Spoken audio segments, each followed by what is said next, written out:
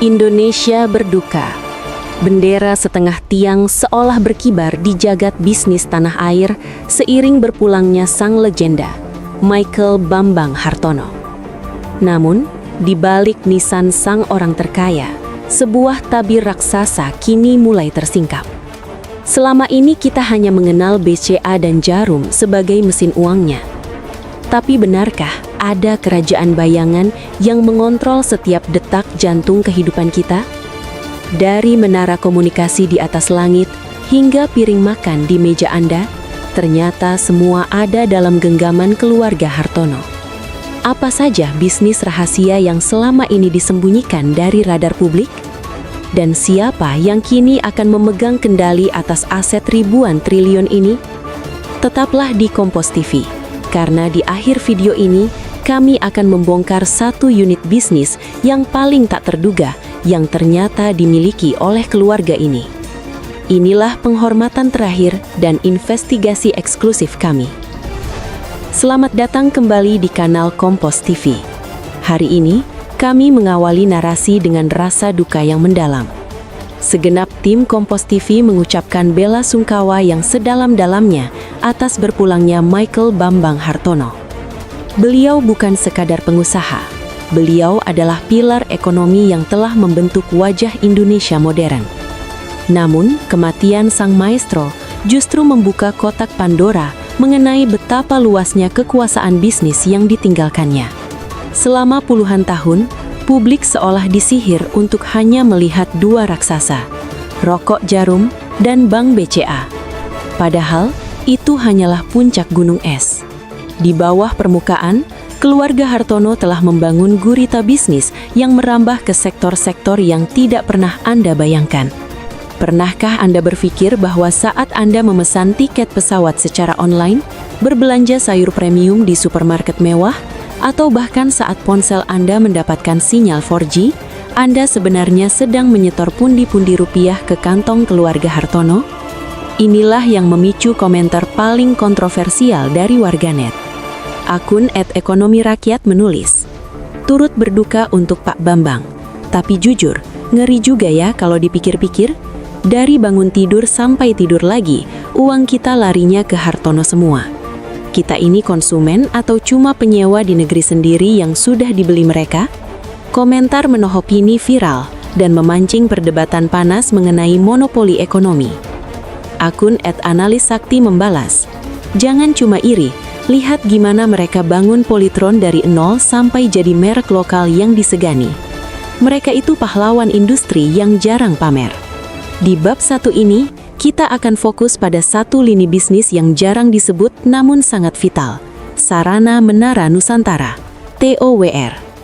Tahukah Anda, melalui perusahaan ini, keluarga Hartono memiliki lebih dari 28.000 menara telekomunikasi di seluruh pelosok Indonesia. Artinya, setiap kali Anda menelpon atau menggunakan internet, Anda sedang menggunakan infrastruktur mereka. Ini adalah bisnis diam yang menghasilkan triliunan rupiah setiap tahun tanpa banyak sorotan media. Plot twist yang mulai tercium adalah bagaimana keluarga Hartono mengamankan masa depan mereka melalui sektor teknologi digital. Melalui Global Digital Niaga, mereka tidak hanya memiliki Blibli, tapi juga menguasai Tiket.com. Ini adalah langkah strategis yang sangat cerdas. Mereka menguasai uangnya, BCA, infrastrukturnya, menara, dan kini platform belanjanya. Namun, duka kepergian Bambang Hartono menyisakan pertanyaan besar. Akankah transisi kekuasaan ini berjalan mulus, ataukah gurita bisnis ini akan mengalami guncangan internal? Publik bertanya-tanya, apakah sang penerus memiliki tangan dingin yang sama dalam mengelola kerajaan bisnis yang sudah menyentuh hampir setiap aspek kehidupan masyarakat Indonesia? Bab satu ini menutup tirai dengan suasana hening di rumah duka. Namun di balik itu, bursa saham dan ruang-ruang rapat direktur sedang bergejolak hebat. Semua mata tertuju pada aset-aset tersembunyi yang selama ini tidak pernah muncul di laporan tahunan biasa.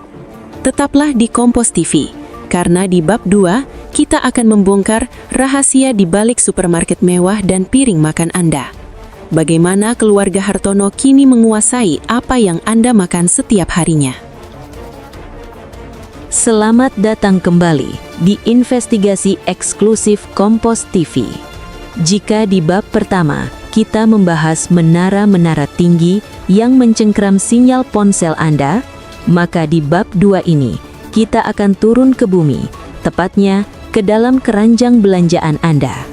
Meninggalnya Michael Bambang Hartono menyisakan sebuah warisan retail yang sangat masif, namun jarang disadari oleh konsumen kelas menengah atas. Pernahkah Anda berbelanja sayuran organik, daging impor premium, atau buah-buahan segar di ranch market atau farmers market? Banyak yang mengira toko-toko ini milik pengusaha asing atau grup retail biasa. Namun, fakta di luar dugaan terungkap melalui PT Global Digital Niaga, induk usaha Blibli. Keluarga Hartono secara resmi mengakuisisi mayoritas saham PT Supra Boga Lestari Tbk. Ini adalah langkah catur yang sangat jenius. Mereka tidak hanya menguasai uang Anda di bank, BCA, tapi mereka kini menguasai apa yang masuk ke perut Anda setiap harinya. Strategi ini disebut sebagai ekosistem omnichannel, di mana Anda bisa belanja online di Blibli dan mengambil barangnya secara offline di ranch market. Inilah yang memicu komentar paling menohok dari warganet yang menyadari dominasi ini. Akun @ibucerdas_Jakarta menulis, "Pantasan belanja di ranch market sekarang, promonya pakai kartu BCA terus, dan poinnya nyambung ke Blibli. Ternyata dari hulu ke hilir punyanya Hartono semua. Kita ini kayak dipelihara di dalam ekosistem mereka ya. Mandi pakai air mereka, belanja di toko mereka, bayar pakai bank mereka. Ngeri-ngeri sedap." Komentar ini viral karena menyentuh realita ketergantungan masyarakat pada satu grup besar. Akun @ekonomi_bawah membalas, "Turut berduka buat Pak Bambang, tapi emang kenyataannya keluarga ini pemilik Indonesia yang sebenarnya. Bahkan merek Polytron di rumah saya pun punya mereka. Guritanya nggak ada habisnya." Namun, plot twist yang mulai terkuak di bab 2 ini bukan hanya soal retail. Keluarga Hartono melalui HPI Agro atau Hartono Plantations Indonesia ternyata memiliki puluhan ribu hektar perkebunan. Mereka tidak hanya menanam tembakau untuk rokok jarum, tapi juga kelapa sawit, cengkeh, hingga tebu. Artinya, minyak goreng yang Anda gunakan untuk memasak atau gula yang Anda campur ke dalam kopi sangat mungkin berasal dari tanah yang dikelola oleh kerajaan bisnis mereka. Mereka menguasai hulu hingga hilir. Di tengah suasana duka kepergian Bambang Hartono, publik mulai bertanya-tanya, akankah standar kualitas premium yang selama ini dijaga di ranch market akan tetap sama di bawah kendali generasi penerus? Ataukah akan ada efisiensi besar-besaran yang mengubah wajah retail mewah Indonesia? Kepergian sang maestro meninggalkan sistem yang sudah sangat mapan, namun tetap saja kehilangan sosok visioner seperti beliau menciptakan riak kegelisahan di pasar modal. Bab 2 ini menutup tirai dengan sebuah kontradiksi yang tajam. Di satu sisi, keluarga Hartono dikenal sangat sederhana. Bambang Hartono bahkan sering terkapam kamera sedang makan di warung pinggir jalan. Namun di sisi lain, mereka memiliki kerajaan supermarket paling mewah di Indonesia yang menjadi simbol gaya hidup elit. Sebuah kontras yang menggambarkan betapa mereka memahami setiap lapisan masyarakat Indonesia, dari yang makan di trotoar hingga yang belanja di gedung pencakar langit. Jangan beranjak, karena di bab 3 kita akan naik ke lantai atas gedung-gedung termewah di Jakarta. Kami akan membongkar rahasia Grand Indonesia dan properti tersembunyi milik keluarga Hartono yang membuat mereka menjadi tuan tanah paling disegani di jantung ibu kota. Selamat datang kembali di investigasi eksklusif Kompas TV. Jika Anda pernah melintasi Bundaran Hotel Indonesia, jantung dari urat nadi ekonomi Indonesia, Anda pasti terpukau oleh kemegahan Grand Indonesia. Namun, tahukah Anda siapa pemilik sebenarnya dari kompleks raksasa yang mencakup mall mewah, menara BCA, hingga Hotel Indonesia Kempinski tersebut? Meninggalnya Michael Bambang Hartono menyingkap tabir kekuatan properti keluarga ini yang selama ini bergerak senyap namun mematikan di sektor real estate. Fakta di luar dugaan terungkap. Melalui skema Build, Operate, Transfer yang fenomenal, keluarga Hartono melalui grup Jarum adalah pengelola tunggal kawasan legendaris ini. Mereka bukan sekadar penyewa, mereka adalah penguasa lahan paling strategis di Republik ini. Bayangkan, setiap langkah kaki pengunjung di Grand Indonesia, setiap malam yang dihabiskan tamu di Hotel Kempinski, hingga setiap ruang kantor yang disewa perusahaan global di Menara BCA, semuanya bermuara pada pundi-pundi kekayaan keluarga Hartono. Ini adalah bukti bahwa kekuasaan mereka tidak hanya ada di udara, sinyal menara, atau di perut, supermarket, tapi juga memijak kuat di tanah paling mahal di Indonesia. Inilah yang memicu komentar netizen yang paling menohok dan penuh selidik. Akun @arsitek_kota menulis, turut berduka untuk Pak Bambang, tapi kalau dipikir, satu bundaran HI itu hampir semuanya punya Jarum Group, hotelnya, mallnya, sampai menara banknya. Itu jantungnya Indonesia loh. Gimana ceritanya satu keluarga bisa pegang kendali di titik paling vital negara? Ini benar-benar oligarki yang sangat rapi. Komentar ini viral karena menyentuh isu sensitif penguasaan lahan. Akun @pencari-keadilan RI membalas, jangan salah, mereka dapat itu lewat tender resmi dan ngerapiin HI yang dulu kusam jadi kelas dunia. Tapi emang bener sih, kalau mereka batuk, ekonomi Jakarta bisa meriang. Namun, plot twist yang mulai terkuak di bab 3 ini bukan hanya soal Grand Indonesia. Keluarga Hartono dikabarkan memiliki ribuan hektar aset properti tersembunyi melalui Mulia Business Park dan berbagai kawasan industri lainnya. Mereka adalah penguasa properti komersial yang tidak butuh baliho besar untuk pamer. Bahkan banyak gedung perkantoran di kawasan Sudirman Tamrin yang secara tidak langsung terafiliasi dengan jaringan bisnis mereka. Pekergian Bambang Hartono meninggalkan pertanyaan, siapa yang akan menjadi panglima properti baru di keluarga ini? Apakah strategi ekspansi lahan mereka akan tetap seagresif sebelumnya? Di tengah suasana duka, terungkap pula sisi kemanusiaan yang kontras. Meski menguasai gedung-gedung pencakar langit yang mewah, Bambang Hartono dikenal sangat membenci kemewahan pribadi yang berlebihan. Beliau lebih bangga dengan prestasinya di meja bridge internasional daripada pamer apartemen penthouse. Kontradiksi ini membuat publik semakin penasaran. Bagaimana mungkin orang yang memiliki mall termewah di Indonesia justru lebih memilih makan tahu pong di pinggir jalan Semarang? Bab 3 ini menutup tirai dengan sebuah gambaran visual yang kuat. Saat bendera setengah tiang berkibar di depan Menara BCA, ribuan karyawan di dalam gedung tersebut tetap bekerja seperti biasa, menggerakkan roda ekonomi yang jalurnya sudah diatur sedemikian rupa oleh mendiang Bambang Hartono. Kekuasaan properti ini adalah benteng fisik yang memastikan bahwa meski sang pemimpin tiada, kerajaan ini tetap memiliki pondasi beton yang tak tergoyahkan. Jangan beranjak sedikit pun, karena di bab 4, kita akan masuk ke dalam dunia teknologi dan masa depan. Kita akan membongkar rahasia Polytron dan senjata digital tersembunyi milik keluarga Hartono yang diam-diam sedang menyiapkan diri untuk menguasai pasar mobil listrik dan cloud computing di Asia Tenggara. Selamat datang kembali di investigasi eksklusif Kompas TV. Jika di bab-bab sebelumnya kita terpukau oleh kemegahan Grand Indonesia dan luasnya kebun sawit mereka, maka di bab 4 ini kita akan membongkar sisi paling visioner dari mendiang Michael Bambang Hartono.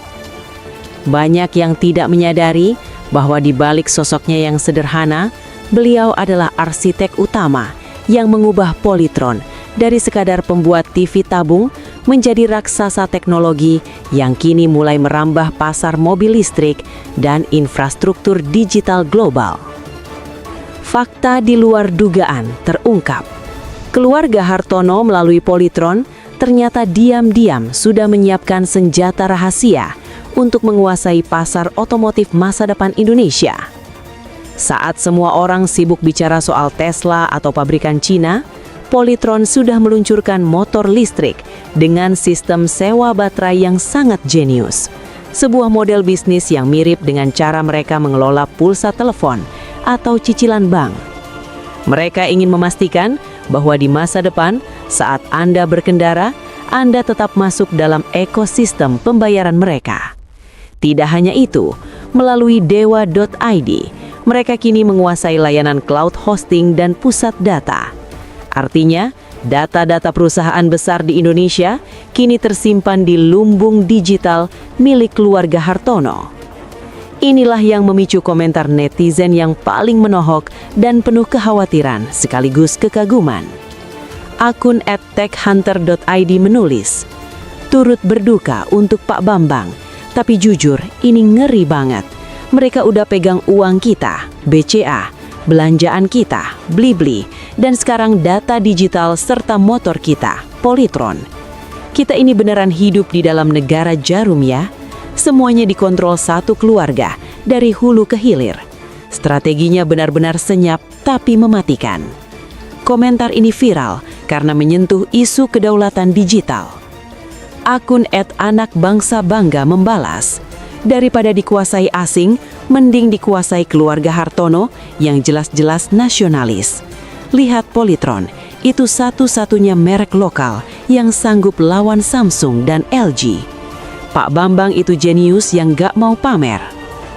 Namun, plot twist yang mulai terkuak di bab 4 ini bukan hanya soal elektronik. Keluarga Hartono dikabarkan sedang menyiapkan investasi besar-besaran di sektor kecerdasan buatan atau AI dan semikonduktor. Kepergian Bambang Hartono meninggalkan warisan berupa visi Indonesia Mandiri Teknologi. Publik bertanya-tanya, apakah putra-putri beliau sanggup melanjutkan ambisi besar ini? Ataukah Polytron hanya akan menjadi pelengkap di tengah serbuan produk luar negeri? Fakta bahwa mereka memiliki dana yang nyaris tak terbatas dari BCA menjadikan langkah mereka di sektor teknologi menjadi ancaman serius bagi kompetitor global. Di tengah suasana duka, terungkap pula sisi kemanusiaan yang sangat kontras di balik layar teknologi ini.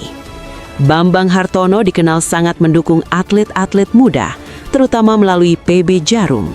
Beasiswa bulu tangkis yang beliau gagas bukan sekedar CSR, tapi investasi pada sumber daya manusia.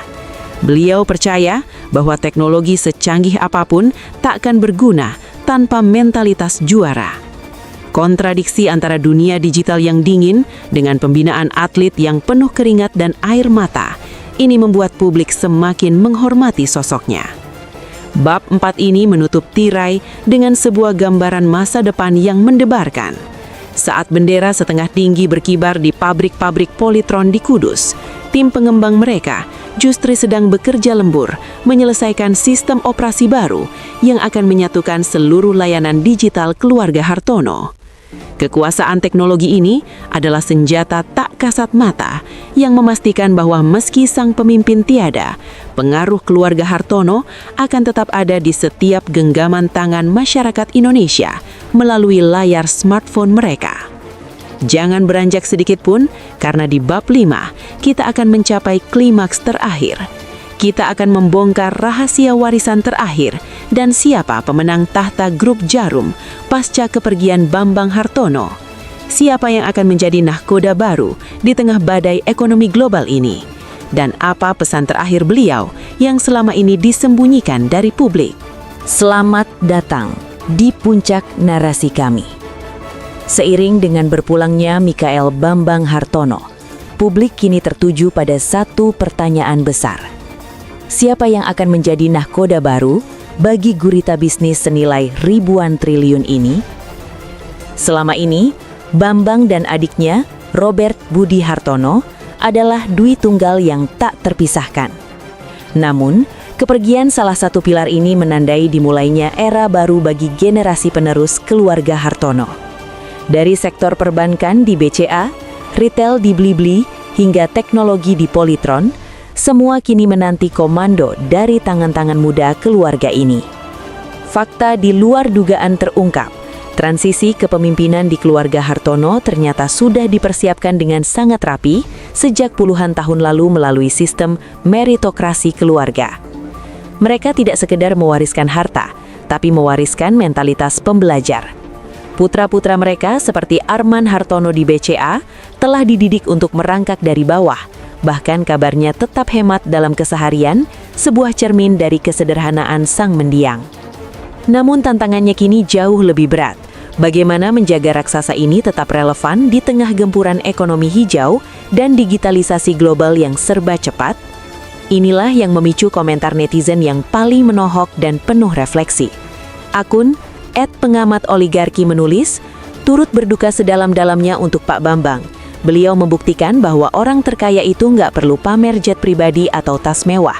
Kekuatan sejatinya ada di kesederhanaan. Tapi pertanyaannya, apakah anak cucunya bisa sekuat beliau? Jangan sampai kerajaan ini runtuh karena ego generasi ketiga. Kita butuh stabilitas dari keluarga ini buat ekonomi nasional. Komentar ini viral karena menyentuh kekhawatiran publik akan stabilitas ekonomi. Akun pecinta bridge membalas, Pak Bambang itu menang bridge karena strategi, bukan keberuntungan. Dia pasti sudah merancang strategi checkmate buat masa depan bisnisnya sebelum pergi. Kita lihat saja gimana gurita ini makin menggila. Namun plot twist yang paling mengharukan di bab 5 ini adalah sebuah pesan terakhir yang sering beliau sampaikan secara tersirat melalui hobinya bermain bridge. Bagi Bambang Hartono, bisnis adalah permainan kartu. Anda tidak bisa memilih kartu apa yang Anda dapatkan, tapi Anda bisa memilih bagaimana cara memainkannya. Beliau berpesan bahwa kekayaan hanyalah alat, sementara tujuan utamanya adalah kemandirian bangsa. Inilah alasan mengapa mereka berkisar mempertahankan PB Jarum meski terus ditekan isu rokok, dan mengapa mereka terus membesarkan Polytron meski harus berdarah-darah melawan brand global. Mereka ingin Indonesia punya taring di mata dunia. Di tengah suasana duka, terungkap pula bahwa keluarga Hartono sedang menyiapkan yayasan filantropi baru yang fokus pada riset kesehatan dan lingkungan hidup, sebuah langkah strategis untuk membersihkan jejak karbon dan citra industri tembakau mereka. Kepergian Bambang Hartono bukan berarti berakhirnya dominasi, melainkan transformasi menuju bisnis yang lebih berkelanjutan. Publik mulai menyadari bahwa meski sosok fisiknya telah tiada, setiap tarikan nafas ekonomi digital Indonesia saat ini sudah terlanjur terinfeksi oleh visi besar sang maestro. Bab 5 ini menutup tirai dengan sebuah gambaran yang sangat emosional. Saat jenazah sang maestro dihantarkan ke tempat peristirahatan terakhir, bursa saham di Jakarta justru menunjukkan grafik hijau pada saham-saham grup Jarum. Pasar memberikan penghormatan terakhir dengan rasa percaya bahwa sistem yang dibangun Bambang Hartono terlalu kuat untuk runtuh hanya karena kepergian satu orang. Beliau telah berhasil membangun sebuah kerajaan yang tak kasat mata, namun terasa manfaatnya di setiap transaksi yang kita lakukan hari ini. Kini, selamat jalan Pak Bambang Hartono. Indonesia kehilangan salah satu putra terbaiknya, namun warisan bisnis Anda akan tetap hidup di setiap sinyal ponsel, setiap belanjaan di kulkas, dan setiap lembar rupiah yang berpindah tangan melalui perbankan nasional. Sang maestro bridge telah meletakkan kartunya, dan dunia mengakui beliau menang dengan terhormat. Itulah rangkaian investigasi eksklusif kami mengenai gurita bisnis tersembunyi keluarga Hartono di balik duka berpulangnya Mikael Bambang Hartono. Sebuah kisah tentang dedikasi, kesederhanaan, dan strategi yang mencengkram hampir seluruh sendi kehidupan kita. Kita belajar bahwa kekayaan sejati tidak diukur dari apa yang dipamerkan, tapi seberapa besar manfaat yang ditinggalkan bagi bangsa. Segenap tim Kompas TV sekali lagi mengucapkan turut berduka cita yang sedalam-dalamnya. Terima kasih telah setia menyaksikan narasi ini sampai akhir. Jangan lupa untuk menekan tombol subscribe, like, dan bagikan pendapat Anda di kolom komentar. Menurut Anda, apa bisnis keluarga Hartono yang paling membantu kehidupan Anda sehari-hari? Saya Gemini, sampai jumpa di investigasi tajam selanjutnya. Hormat kami untuk sang legenda, selamat jalan Pak Bambang.